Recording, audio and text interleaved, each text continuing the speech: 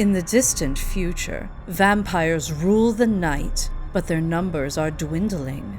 One podcast is unlike all the others. Half human, half vampire. This is Lefty Speaks, the official podcast for Vampire Hunter D. Let's see here. After that, we're by the lake, and we get Charlotte walking around. I think it's another great bit of character building that the Barbaroi show their devotion, if you will, to fulfilling their quest. They show, I think, that true mercenary spirit. We took the contract. Come hell, high water, life, death, we're going to do our best to accomplish it. And we see, his care for Charlotte. Let her enjoy the sunlight. She misses it. And you get the back and forth of, you don't get it, he's going to turn on you. No, he's different. How many people do we know in our lives who've been in that relationship where people on the outside are like, no, you need to get out of this relationship. No, this relationship is great. You need to stop naysaying. And sometimes the person protesting that the relationship is fine is right. And there are times where all the people around them were right. Yeah. So I find that, an interesting reflection of everyday human romantic interactions brought into a ridiculous scale between human and vampire here. And, then we get another great fight scene.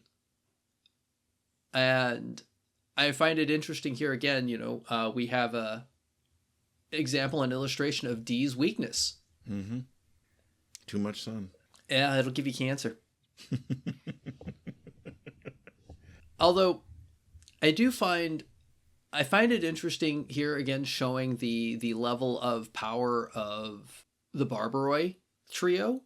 Mm-hmm. She gets her head cut off and it looks like she's dead. Layla finds D and is like, okay, I'm going to wipe the slate clean.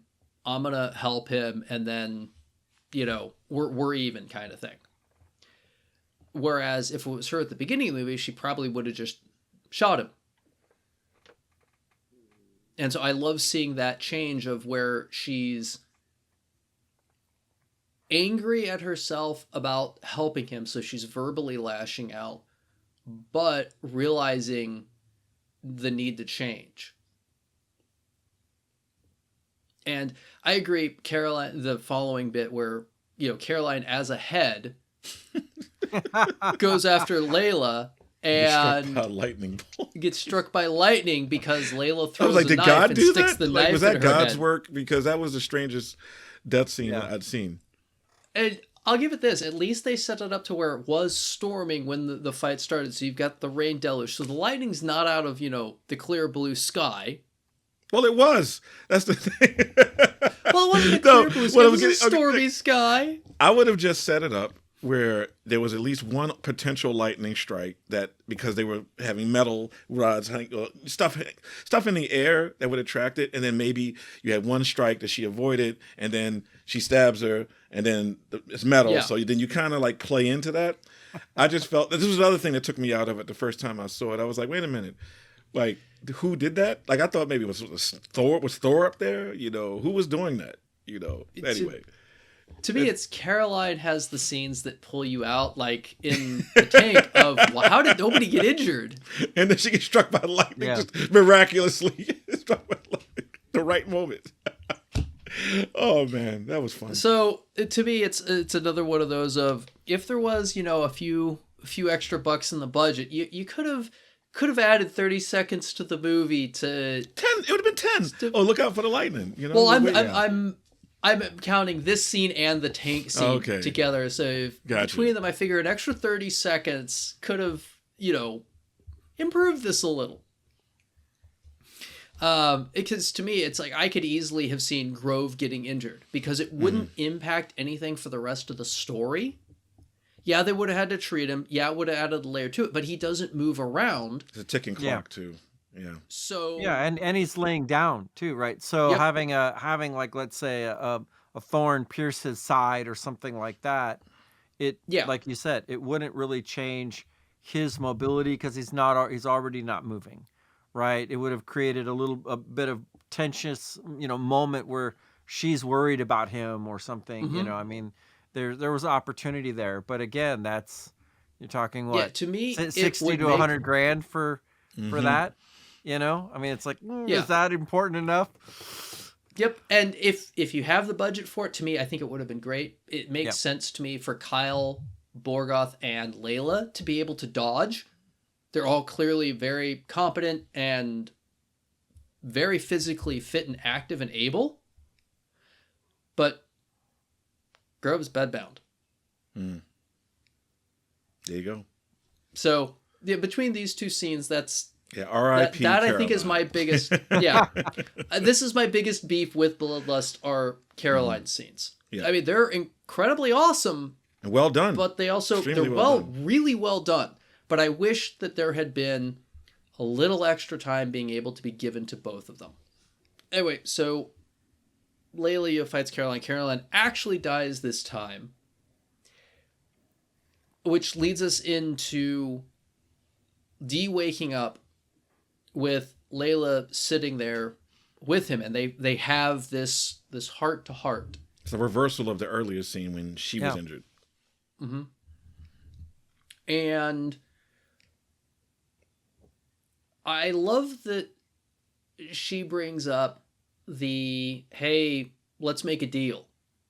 Whoever dies first puts flowers on the other's graves because we live this insanely dangerous life. And she just survived a life and death fight by the power of Zeus. And I find it quite telling because, we hear a lot these days about, especially out of the pandemic, a epidemic of loneliness. Mm-hmm. Where social media has led us to be more connected than ever, but also lonelier than ever because it's a lot of superficial connections. And I think that, this is from 25 years ago, but it still strikes that nail on the head that, we are social creatures. And being alone isn't that great. And so I love this moment of that human vulnerability of, I'm lonely. I want at least some idea, some reassurance that someone will remember me.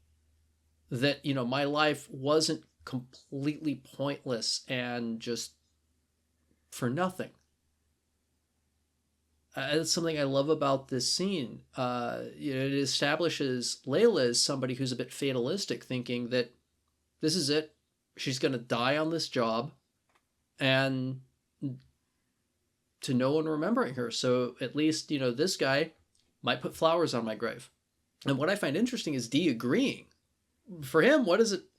Okay, if she dies of old age, well, he's not going to change. We've already established that. I love these breaks in the action of how much character weight they put in some of these small scenes. Well, it makes all the fighting and all the action have more meaning. So, if you don't have that, then yeah, I love Dragon Ball Z and shows where you can literally one fight scene lasts 4 episodes, and by the end of the all 4th the episode, screaming. Yeah, you don't even know, outside of maybe if they're in a competition, you don't even remember why they were fighting in the first place. Outside of they hate each other, right?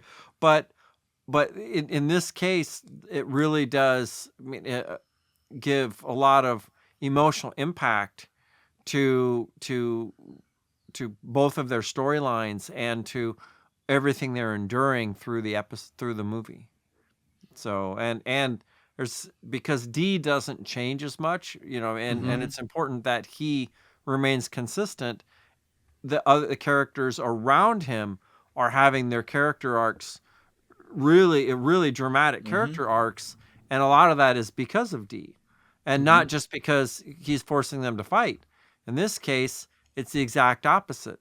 It's through his compassion and humanity that she is embracing her humanity. And it's a great exposition dump and character development for people who may not know anything about the D character. Yep. You know, because having him sitting there, someone who's essentially immortal in a mortal moment. Yeah. You know, because he almost did pass away from, you know, the sun, and she could have killed him while he was down. You know, maybe because the amulet might have done something, but we don't know that. Or Lefty put it back together. Yeah, right. But it was pretty cool. I mean, you're right. That was a really cool sequence, and you know, it always goes to that circle of friends, and one friend will be the one to watch the last of his friends his or her friends going to the ground. So that's a really, really cool moment. And that's something I feel anybody can relate to. Yeah. Seriously. So we go from this heartfelt moment to next, we get to Kyle and Borgoff, again, showing off that they're not idiots. And they they've figured out where they're going. So I love the fact that they look like muscle heads, but they are quite clearly strategic. not. Yeah, right. Yeah, they're like, okay, they could be going to these two places. If they get to this one place, do you think that's where they're going? Yeah, okay, we can't go in there. We've got to settle this before they get there. So how do we do it? Yeah. Well, they get ahead and they're like, okay, we're going to trap the bridge. And I think they do a great job with it. You know, they're not quite ready for the fact that, you know, who would expect Mishiro can see the bombs and takes drastic action necessary to solve it. I think it also gives a great character moment for Meyer of just how much he is being shown for his character to truly care for Charlotte. Yeah. Like it's not a one-way street. It's not her being fascinated with him. It's he's willing to literally catch on fire to try and protect her. Great moment. Great. And moment. I think that you know makes the movie all the more tragic. It's kind of like a Romeo and Juliet story of if people just let them be, they could, you know, it could be, you know, a great bit of happiness. Yes, it defies the, you know, expectations and norms of the world, but may not work, you know, a million times, but it might just work this one time. And that's something I love about this. It's not just that Meyer's a vampire, that he's willing to fight D, but that he's willing to truly, you know, suffer for what he wants to protect it. And that's something I love about this scene.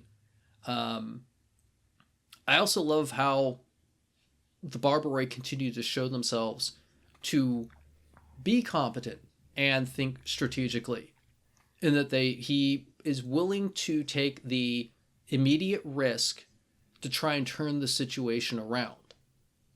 Of, okay, I've moved the bombs, I've come back, I've killed one of them, I go for the second one, and his trap now becomes his own problem.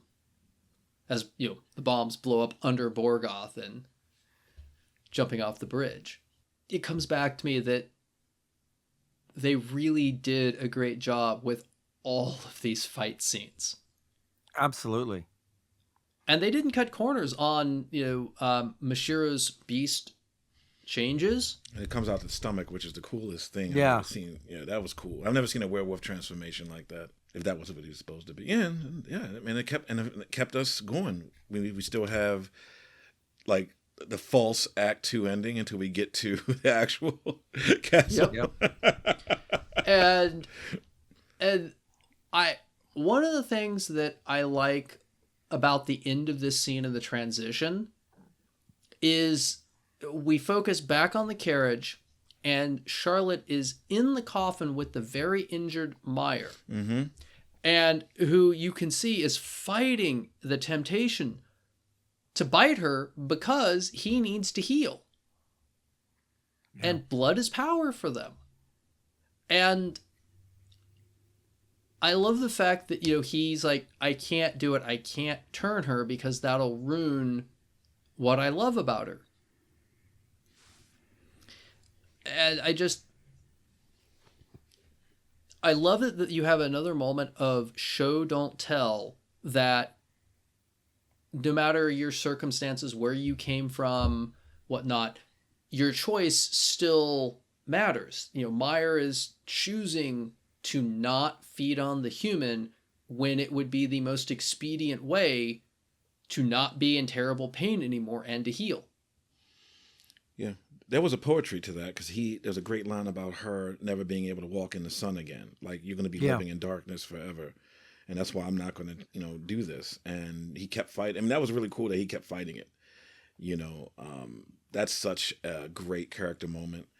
And it adds to the greater tragedy, at the end in a lot of ways. So, yeah, it's, because technically speaking, they're going to be living, or he at least will be living in eternal darkness for a little while. And I find it a great counterpoint to where Dee's earlier accusation that he's eventually going to feed on you. They always give into temptation. Right. And I would say this was a great scene of showing Meyer at the most vulnerable moment to give into that temptation doesn't. It's these little short scenes for me, for those character moments that string together throughout the movie that really hold everything together for me. Part of why I love this movie so much. Yeah. Is they kept the thread going. Yeah. There's also kind of an underlying unspoken theme because, again, remember, we're reminded about Dee's age. And we also know that Meyer Link is also immortal, effectively. So, where are they going? How long can they maintain this kind of relationship? Because he never ages and she will, right? So, there's always that's a discussion that they don't really have. I mean, I think they kind of have a little bit of it at the very end, but still. It's there. We all know it's there. Yeah. And that leads me to another question then, is like, what kind of atrocities did Meyer Link, if he did commit any in the past? And is this his way of, atoning for his sins? Because I would imagine if he was a powerful vampire lord, a noble, he must have had some kind of feudal system. He had to oppress somebody. So, it makes me wonder, this goes back to the Gray, that in order for him to even have found Charlotte, he would have had to have lived for a while and dealt with humans for a while and maybe fed on people for a while. And then suddenly she comes along and makes him see the lights, so to speak. So that's also, something, I don't know if it's in the book, but I think that's something that's unspoken in this, because every human does have a right to want to kill one of the vampire nobility. Like, they have absolute right. But this is his journey to redemption. So that's also something that's kind of understated and also reinforced by the fact that he doesn't feed on her. So I'm wondering, what did he do in the past and how to be so strong and powerful? Because he's extremely powerful, because he's standing up to Dee several times up until the end, Yep. This discussion kind of reminds me of, because obviously vampires, on one hand, there's some humanity within them. But on the other hand, they feed on humans, which are basically cattle to some of them, right? Yep. So there's a comic book, I forgot where was it the late 80s or early 90s, called Oink, and basically it's like set in a future where meat eating is against the law, and there's a pig that has a sentient pig that's going around killing humans in revenge. So it's like you said, all humans. I like that. All humans technically have a reason to want to kill vampires, because they're fed upon like cattle. So, Mm-hmm. but then again, unless you're vegetarian or vegan, yeah, we might not have a great great future in store for us when animals become more intelligent and want to take revenge for centuries of abuse. Yeah. Of hunting. Let's see here. So we get on from that moment of character showing, beautiful exposition bit, to the Marcus crew arguing whether or not they're going to walk away from the job, because now there's only 3 of them. And Grove wants revenge, or not Grove, Borgoff wants revenge because Nolt and Kyle are dead, so I can't quit now. I've got to, salvage things. Layla being fatalistic. And Grove is the person who's, technically closest to dying, is the one most concerned about not dying. And I do like this scene for showing that it's that same idea that the Barbaroi had, is we took the job. So we can never quit. Because once you start quitting, that's it. Everything's gone. Actually, listen to Act 3 then. Yeah. And then that leads us into Mashiro sacrificing himself to guarantee that they make it to Carmilla, and Dee getting the information that, oh, Meyer didn't hire the Barbaroi, Carmilla did. And it sets up that, wait a minute, she needs to, this doesn't seem like such goodwill if she's working hard to ensure they make it there. So, big twist. Thank you for listening to Lefty Speaks, the official Vampire Hunter D podcast, hosted by Brandon Easton, Neal Fischer, and Scott McLean. This podcast is created by Unified Pictures and 9 Realms. Narration by Lauren Evallen-Muller. Recording and editing by 9 Realms. Produced by Scott McLean and Ian E. Muller. Based on the works created by Hideyuki Kikuchi.